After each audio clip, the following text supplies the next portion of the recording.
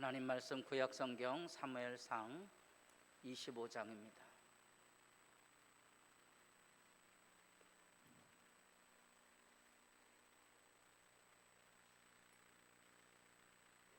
사무엘상 25장 2절입니다. 13절까지 말씀 보겠습니다. 마온에 한 사람이 있는데 그의 생업이 갈멜에 있고 심히 부하여 양이 3,000마리요 염소가 1,000마리이므로 그가 갈멜에서 그의 양털을 깎고 있었으니 그 사람 이름은 나발이요 그의 아내 이름은 아비가일이라. 그 여자는 청명하고 용모가 아름다우나 남자는 완고하고 행실이 약하며 그런 갈렙 족속이었더라. 다윗이 나발이 자기 양털을 깎는 다음을 광야에서 들은지라. 다윗이 소년 10명을 보내며 그 소년들에게 이르되 너희는 갈멜로 올라가 나발에게 이르러 내 이름으로 그에게 문안하고 그 부하게 사는 자에게 이르기를 너는 평강하라, 내 집도 평강하라, 내 서희의 모든 것도 평강하라. 내게 양털 깎는 자들이 있다 함을 이제 내가 들었노라. 내 목자들이 우리와 함께 있었으나 우리가 그들을 해하지 아니하였고 그들이 갈멜에 있는 동안에 그들의 것을 하나도 잃지 아니하였나니 내 소년들에게 물으면 그들이 내게 말하리라. 그런즉 내 소년들이 내게 은혜를 얻게 하라. 우리가 좋은 날에 왔은즉 내 손에 있는 대로 내 종들과 내 아들 다윗에게 주기를 원하노라 하더라 하라. 다윗의 소년들이 가서 다윗의 이름으로 이 모든 말을 나발에게 말하기를 마침에 나발이 다윗의 사관들에게 대답하여 이르되 다윗은 누구며 이새의 아들은 누구냐? 요즘에 각기 주인에게서 억지로 떠나는 종이 많도다.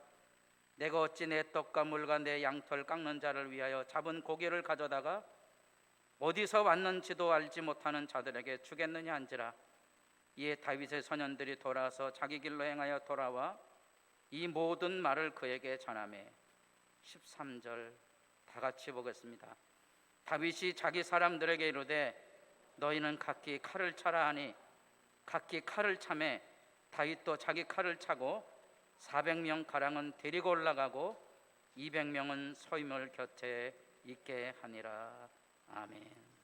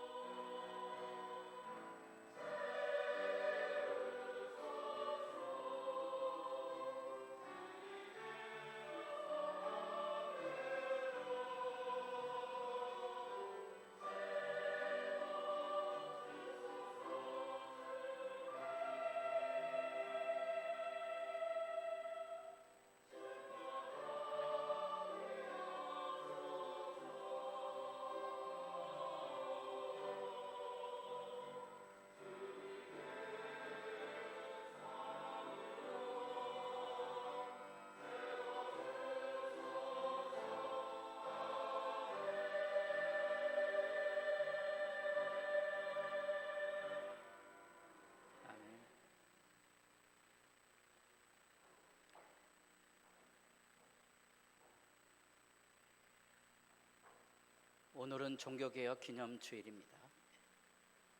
종교개혁의 기치의 핵심은 하나님 앞에 서는 것입니다. 옆에 있는 분들하고 인사를 나눠보겠습니다. 하나님 앞에 살아갑시다.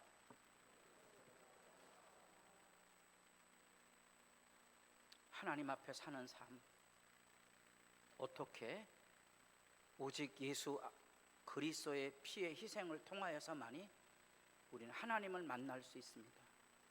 우리가 예수 안에서 하나님을 만나는 순간에 우리는 하나님이 우리를 사랑하시는 사랑을 합니다.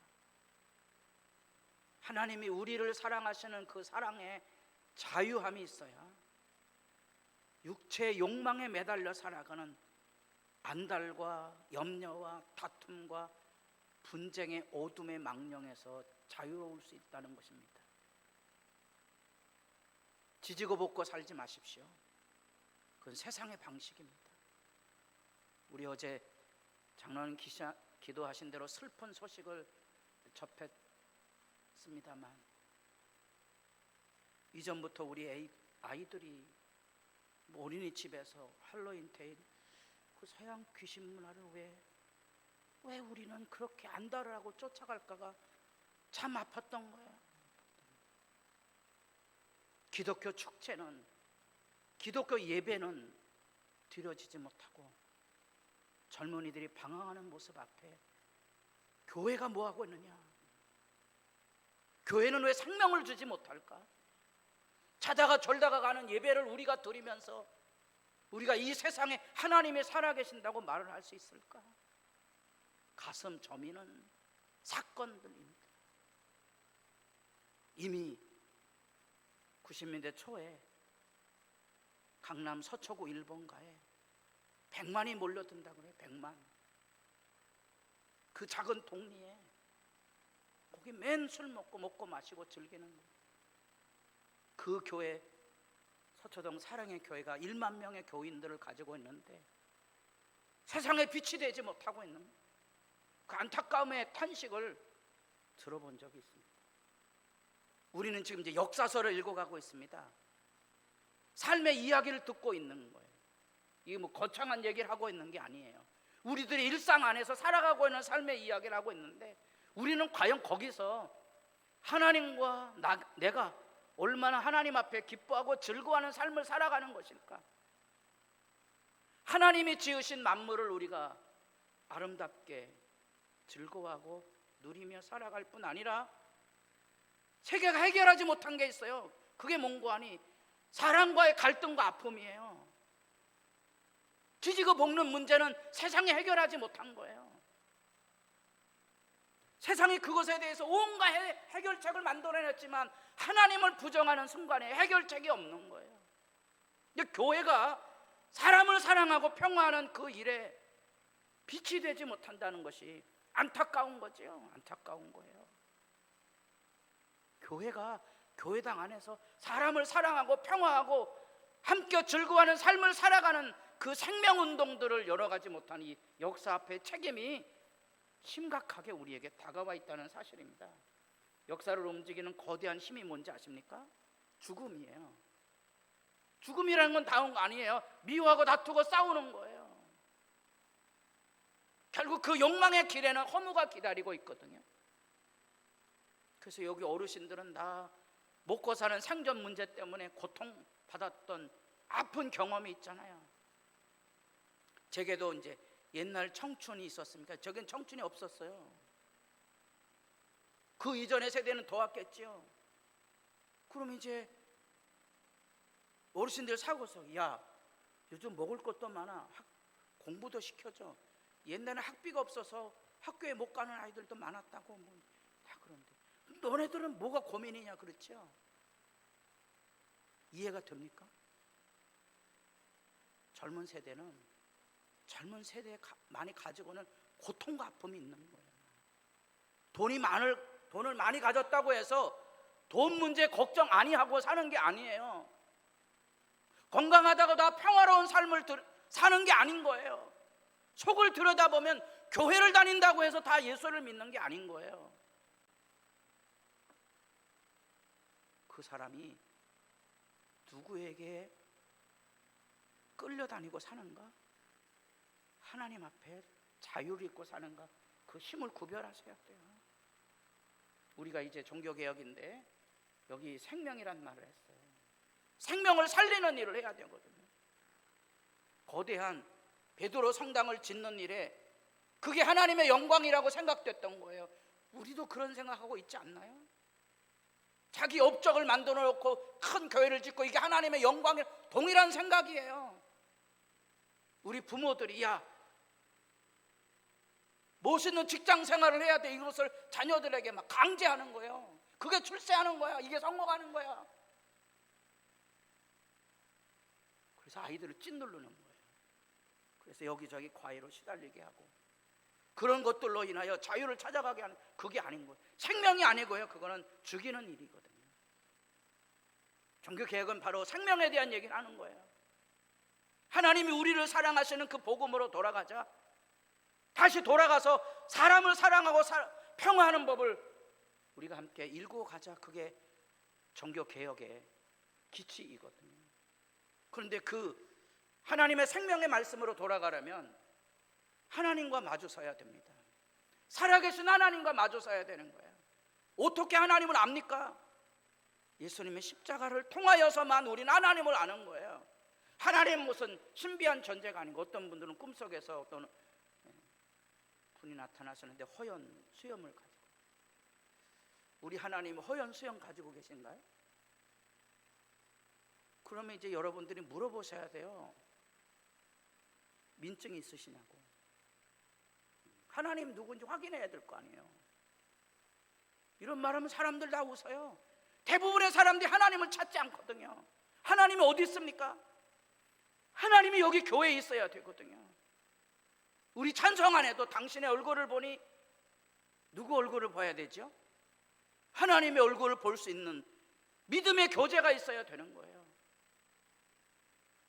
그렇게 생각하면 내가 사람들과 더불어 시비 걸고 다투고 싸우는 이런 것들이 다 불신앙의 모습인 거예요. 그것이 여기 생활 속에서 하나님의 백성으로 살아가는 일에 책임을 다하지 않는 모습을 보이고 있는 거예요. 우리 지난주에 사무엘이 죽었다 그랬습니다. 그리고 아마도 추정컷 때 장례식에 같이 참여했다가 꽁무니에 빠지게 바람광해로 이제 다윗이 도망을 갑니다. 그가 헤매던 삶의 자리 안에, 그 사울의 칼날을 피해서 헤매던 자리 안에 아둘람 굴의 그 깊은 밑바닥, 그래서 여러분들 시편을 읽을 때 이 아둘람 굴로 연상이 되는 인생의 밑바닥 속에 부르짖었던 시편이 굉장히 많아요. 읽어보시고 고통과 아픔을 우리가 어떻게 이겨내는가를 잘 배우셔야 돼요. 그건 배우지 않으면 여기 한이 돼요. 악다구니가 여기 있다고요. 그래서 부부간에도 이게 막 있어요. 건들면 죽어요. 이런 교회당 안에서도 있어요.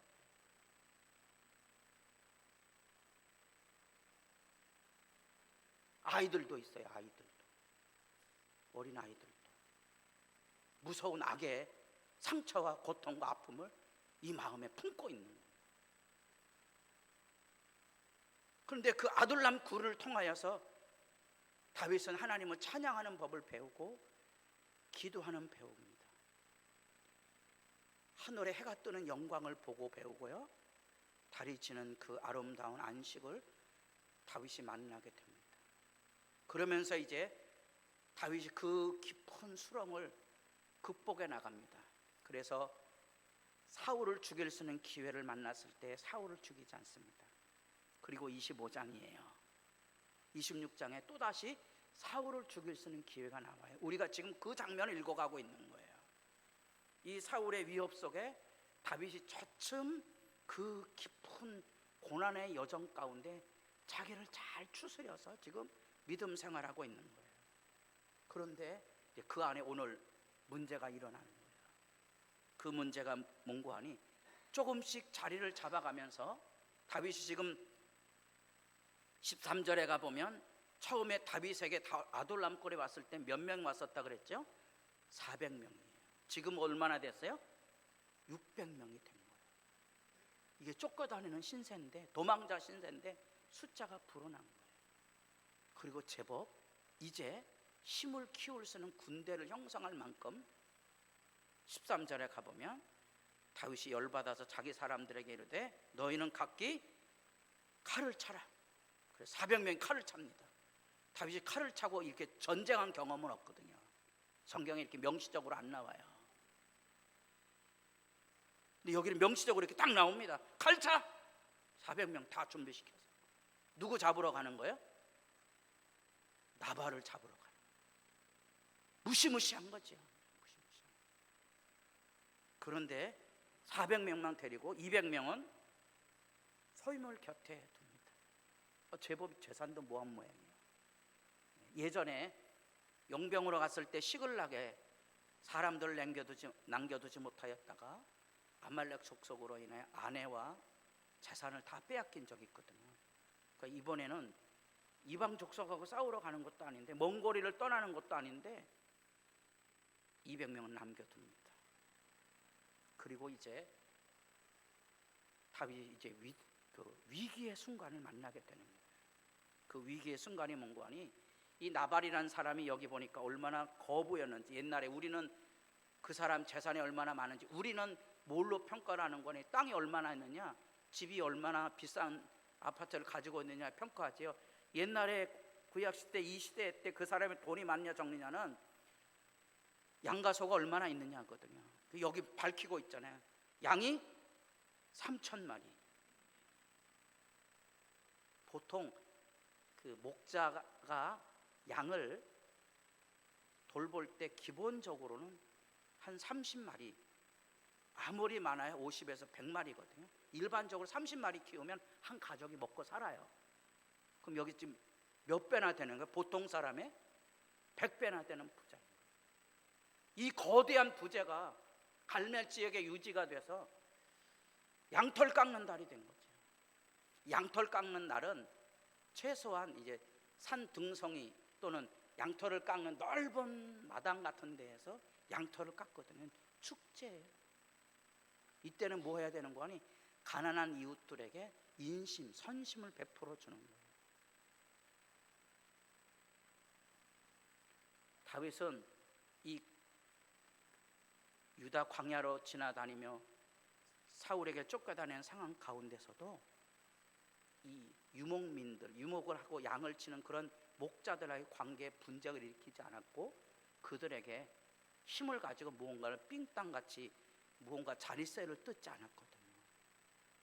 그 특별히 나발의 이 목동들하고 같이 지내면서도 그들이 어려움 당하지 않도록, 왜냐하면 유목민은 힘 있는 자가 약한 부족을 지배하는 게 일상이거든요. 그러니까 일종의 그 광야의 유목민들에게 다윗이 경찰 노릇을 하는 것처럼 치안을 유지하는 데 도움이 돼서 이 나발이 목축을 하는데 유익을 가질 수 있도록 보호막이 되었던 거예요. 그러니까 양털 깎는 날 최소한 10명을 보내서 내가 이렇게 보호해 줬는데 내가 지금 어려우니 도움을 달라고 요청을 하게 된 거예요. 그러는데 이 나발이라는 사람이 뭐라고 대답을 하는 거니? 거기 보면 말씀을 보세요. 11절 하반절에 어디서 왔는지도 알지 못하는 자들에게 주겠느냐. 우리말로 표현하면 이게 뭐죠? 근본 없는 놈들에게 내가 뭘 주냐, 이렇게 다윗을 조롱해서 보낸 거예요. 그 나발의 목동들도 다윗에게 은혜를 입었다는 걸 다 알고 있는데 이 주인이 뭐라고 말하는 거니? 무슨 개벽다이 같은 놈이 와서 무슨 돈을 달라고 그래, 이렇게 해서 내쫓는 거예요. 그 이야기를 듣고 다윗이 발끈한 거죠. 자, 24장에 사울을 죽이지 않았다 그랬어요. 26장에 사울을 죽이지 않았다 그랬어요. 왜 죽이지 않았죠? 여호와의 기름 부음 받은 자. 근데 요 25장에 다윗에게 주어진 과제가 뭔고 하니 자기를 선대하지 않는, 은혜를 갚지 않는 사람에게 대해서는 뭘 해야 된다? 칼로 응징해야 된다는 사건이 25장 오늘 본문에 일어나는 거예요. 여러분, 하나님 앞에 하나님의 질서를 지키고 하나님의 말씀을 따라 살지만 내게 해를 끼치고 교회에 반대하는 사람들은 어떻게 되죠? 예? 모강지를 베어야 되지 않나요? 대부분 그 시험이거든요. 예전에 부흥회를 하던 시절이 있었어요. 제가 섬기던 교회도 부흥회를 했는데 주택가예요. 창문 밖에 바로 이웃 주택가예요. 그럼 부흥회하게 되면 박수치고 찬송하니까 반대할 수밖에 없잖아요. 대부분의 사람들이 뭐라 그런 거니? 마귀 새끼들이라고. 저 마귀 새끼들 전도해야지. 교회가 창문을 막고 떡도 돌리고 한 주 가니까 양해를 구하고 이런 거이 아니잖아요. 이런 얘기하면 옛날 얘기하는 줄 아는 거예요. 우리 생활 안에 전부 그런 지금 25장의 시험 사건이 역사에 책임지는 삶의 모습이 그런 거예요. 여러분들은 어떻게 행동했습니까? 나하고 반대하는 사람, 배은망덕한 사람들은 어떻게 여러분들 생각했습니까? 모강지 쳐야 되는 게 합당한 거 아닙니까? 성경이 바로 그 얘기를 하고 있는 거예요. 다윗이 그것에 걸려 넘어질 뻔하는 그 사건을 여기 지금 25장에서 소개하고 있는 거예요. 우리가 만약에 하나님의 말씀을 분별하지 못하게 되면 우리도 다 그렇게 넘어져 가는 거예요.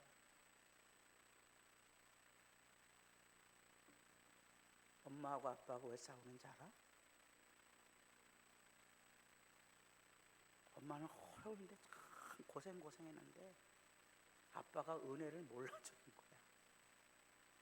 그래갖고 지지고 볶는 거야. 그래서 부부간의 갈등의 근원은 어디에 있다 그랬죠? 공로에 있다 그랬어요. 내가 쇠 빠지게 고생해서 애 키우고 이제 집도 사고 아들도 낳아줬는데 니네 아버지는 이렇게 나오는 거예요. 교회 안에도 비슷해요. 내가 이 교회를 향해 얼마나 충성하고 희생하고 눈물했는데 나를 알아주지 않아? 내 뜻을 거역해? 죽일 놈 모강지를 쳐야 된다고 그 얘기하고 있는 거예요. 그래서 우리가 하나님 앞에 서야 돼요. 하나님 앞에 서지 않으면 이게 깨달아지지 않는 거예요. 너는 그러면 안 돼. 좋은 사람 만나야 돼. 세상에 좋은 사람은 없어요. 세상에 좋은 교회는 없어요. 내가 좋은 사람이 되고 내가 좋은 교회를 만들어 가는 거예요. 그게 역사의 책임이에요. 역사의 책임이라고요. 성경을 보겠습니다. 나의 말을 듣고 행하지 아니하는 자는 그 집을 모래 위에 지은 어리석은 사람. 이 어리석은 사람이 히브리어로 뭐죠? 이게 나발이에요. 나발. 구약 성경의 이름은 함축 의미를 다 담고 있어요. 나발이라는 이름을 부모가 정해줬는지 아닌지는 모르겠지만 성경의 시각에는 나발이 어리석은 자라는 말이에요. 헛된 짓 하는 사람으로 표현되거든요. 이게 나발이에요. 나의 이 말을 듣고 행하지 아니하는 자 그는 곧 나발이라. 비가 내리고 창수가 나매 집이 무너진다. 집이 무너져요. 믿음이 무너지고 가정이 무너지고 교회가 무너지는 거예요. 왜? 나발이기 때문에. 어떤 사람이 나발이 아닌 거 아니? 말씀을 듣고 행해야 돼요. 우리는 말씀을 듣습니까? 말씀을 듣는지 안 듣는지는 검증을 해보겠습니다. 내가 말씀을 듣는지. 글씨가 좀 작습니다. 또 눈은 눈으로 이는 이로 갚으라 하였다는 것을 너희가 들었으나 율법에서 가르치는 거죠. 예수님이 하는 말이에요. 나는 너희에게 이르노니 악한 자를 대적하지 말라. 모강지 벨러 굴지 마세요. 지지고 볶지 마세요. 다투고 싸우려고 하지 마세요. 미운 놈은 뭐 하나 준다? 떡 하나 잘 주셔야 되는데. 아니 예수 안 믿는 사람들도 그런 얘기를 하는데 교회 다니는 사람들이 자기하고 의견이 다르다고 길길이 뜁니까? 교회가 존재해야 될 의미가 뭐고 예수 믿는 게 뭐예요? 듣지 않으면 나발같이 되는 거예요. 그러면 과연 우리는 예수님의 말씀을 들을까요? 성경에 지워버리고 싶은 얘기가 있어요. 누구든지 내 오른뺨을 치거든 왼뺨을 돌려대며. 그래 본 적 있는 사람 손 들어보세요. 아니, 이렇게 사는 사람을 나는 들어본 적 있다. 들어본 적 있어요? 한국 교인이 1000만이라 그러는데 오른뺨 때렸더니 왼뺨을 돌려대더라. 들은 사람. 내 오른뺨을 치거든 어떻게 해야 되죠? 우리 다 배웠잖아요. 내 오른뺨을 때리면 뭐 해야죠? 쌍수가 올라가야죠. 오형제가 올라가야 돼요. 교회에서 늘 하는 얘기예요. 교인들이 다 지지고 볶는 얘기, 가정 안에서 늘 하는 얘기예요. 지지고 볶는 얘기. 쌍수를 가야 돼. 속옷을 가지고 자는 자에게 고독까지, 오리를 가자 그러면 심리를 가고, 구하는 자에게 주고 꾸고자 하는 자에게 거절하지 말아라. 이전에 신방을 다닐 때 시장 안에서 일수놀이 하시던 권사님이 계세요. 일수놀이를 하려면 칼 차고 다녀야 돼요. 요즘도 일수가 있던데, 우리 화천에도 이렇게 매일 돈 받으러 오는 분이 계시던데, 협동조합인가 봐요. 그러니까 옛날에 어려우니까 공공기관에 돈을 빌리지 못하고 일수놀이를 해서 돈을 받았어요. 그 권사님이 늘 하는 얘기가 그거예요. 악착같이 살 수밖에 없었다는 거예요. 그래서 살 수밖에 없었지만 하나님 앞에 그것이 변명이 되는 것은 아니라는 거예요. 그러니까 이제 하나님 말씀 앞에 서야만 내 삶에 책임 있는 사람이 되는 거예요. 책임 있는 사람이 된다는 건요, 남을 용서할 수 있는 거예요. 그래서 악을 2배로 만들지 않는다는 거예요. 그래서 우리가 하나님 말씀 앞에 깨어 있어야 된다는 거예요. 이 한자말은요, 여기 나타난 그대로 몸으로 실천할 수 있도록 깨어 있어야 돼요. 깨어 있지 않으면 몸으로 실천이 안 돼요. 예수는 믿지만 예수님 말씀은 따르지 않습니다. 지지부먹는 삶에서 벗어나지 못하는 거예요. 이 사실은 여기 나타나고 있는 나발에 대한 얘기를 하면서, 이야, 이게 뭐 양이 3000마리다. 아이고, 양 몇 마리 좀 주면 되는데. 왜냐하면 양 금방 날 거거든요. 다 줘도 되는 거예요. 양 10마리, 20마리 떼준다고 해서. 옛날 우리나라 안에도 이런 잔치들이 있었잖아요. 잔치들이 있으면 이웃집에게 다 나눠주는 것은 일상이에요. 그 정도는 할 줄 알아야 되는 거거든요. 그 환대에 마땅한 도리를 받지 못했자 바울이 이제 이 안에 있는 악이 스며져 나오는 거예요. 그래서 대조를 한번 해보세요. 6절, 그 부하게 사는 자에게 이르기를 너는 평강하라, 평강하라, 평강하라. 이렇게 아름다운 관계를 맺고 살아야 되잖아요. 이게 이제 열받으니까 이제 어떻게 변하는지를 보겠습니다. 13절에 칼을 차라, 칼을 차매, 칼을 차고, 평강이 아니라 이제 칼 차고 지내는 거예요. 기분 좋을 땐 누구나 다 좋은 사람이에요. 자기하고 수틀릴 때 보셔야 돼요. 자기하고 수틀릴 때 칼 차는 사람들이 많은 거예요. 서울의 교회는 많아요. 그래서 끝이 안 좋아요. 칼 차는 사람들이 너무 많은 거예요. 말씀 앞에 우리가 깨어있지 않으면 이 분노와 응징의 칼잡이가 되는 거예요. 그래서 처음에는 얌전하신 사람들도 이 세상 생활 속에 이 하나님의 지혜를 덧입지 못해서 서서히 망가져가서 나이 들면 슬프게도 마음에 여기 악감정만 남는 경우들이 너무 많은 거예요. 교회당 안에서도 악감정 못 벗어나요. 지 말하고 수틀리면 들이받아야 돼. 여기 이제 남자분들이 몇 못 오셨는데 불쌍하신 분들이 있죠. 말 한마디 못하고 살아야 돼요. 왜냐하면 이제 여성들의 한이 여기 쌓여 있는 거예요. 건들면 죽는 거예요. 이게 교회당 안에 살아있는 거예요. 교회에 권사회가 기도회를 하느냐 못하느냐는 그 교회가 생명이 흐르느냐 못하느냐 거기 있는 거예요. 그거 안 하면요 뭐 칼잡이들이 너무 많은 거예요. 칼을 차기 시작합니다. 이제 칼을 차는 순간에 문제가 확 바뀝니다. 이제 다윗이 어떤 사람이 된 거니? 하루아침에 은혜를 베푸는 사람이 아니라 일종의 조폭이 되는 거예요. 칼차기 때문에 조폭이 되는 거예요. 결과가 그렇게 되는 거예요. 이 조폭이 돼갖고 지금 뭘 한 거죠? 자릿세 내놓으라는 거지. 옛날 일제시대 때 우리나라 안에도 이 시장터 이런 문제, 깍두기 형님들이 오고 가던 시절이 화천시장도 좀 있습니다. 화천 장터에는 없나요? 장터에도 좀 있었을 텐데. 그게 뭐예요? 자릿세 내놓으라.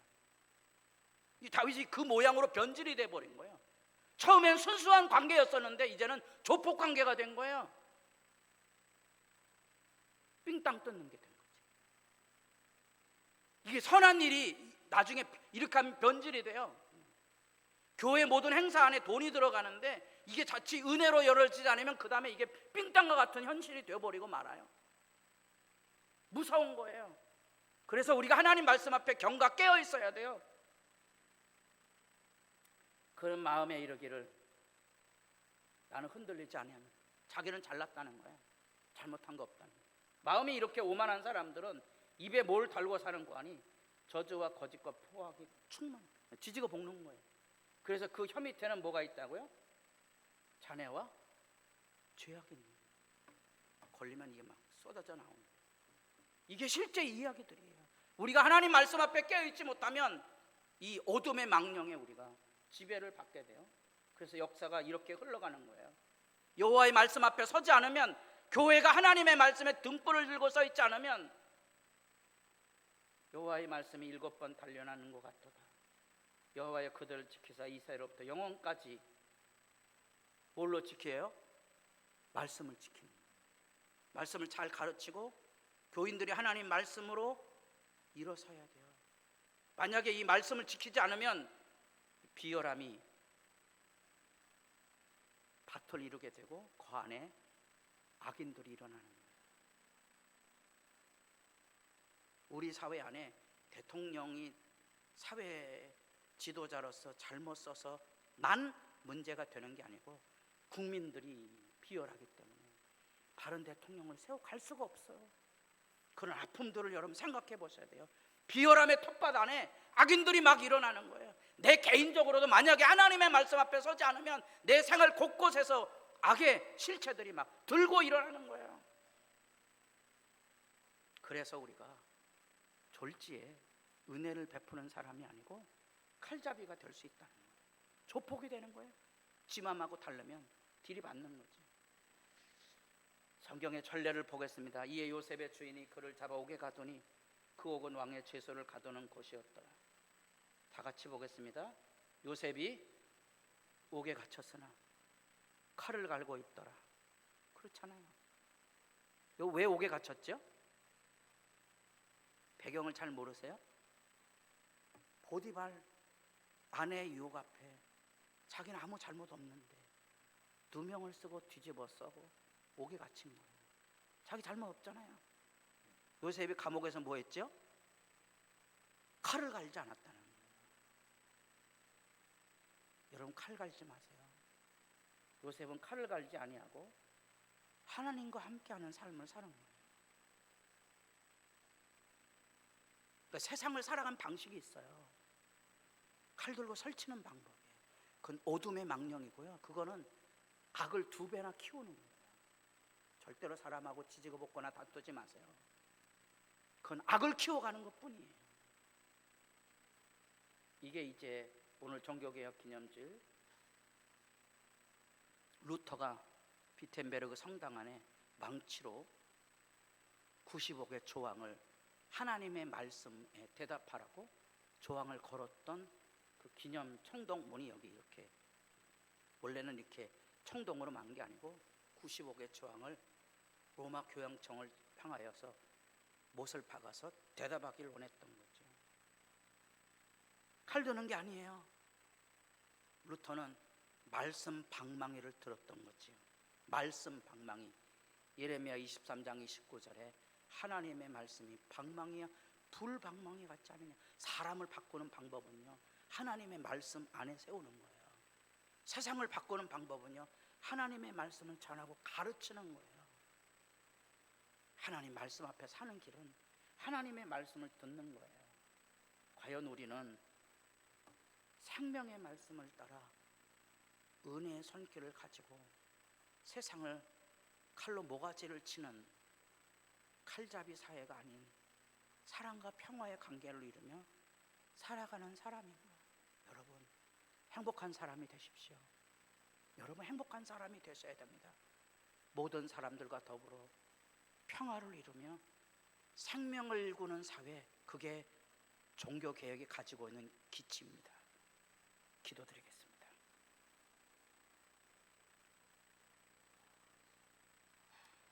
세상의 어두움이 아니여 이 세상에 하나님의 사랑을 씨 뿌려가는 일보다 칼을 허리에 차고 못된 놈들 모가지를 베어야 된다고 생각하는 인간의 오만함이, 교회의 무지가, 말씀 앞에 바로 서지 못한 불신앙이 어두운 세대 안에 서 있지 못함을 저들도 기억하게 하시고 하나님 앞에 서게 하옵소서.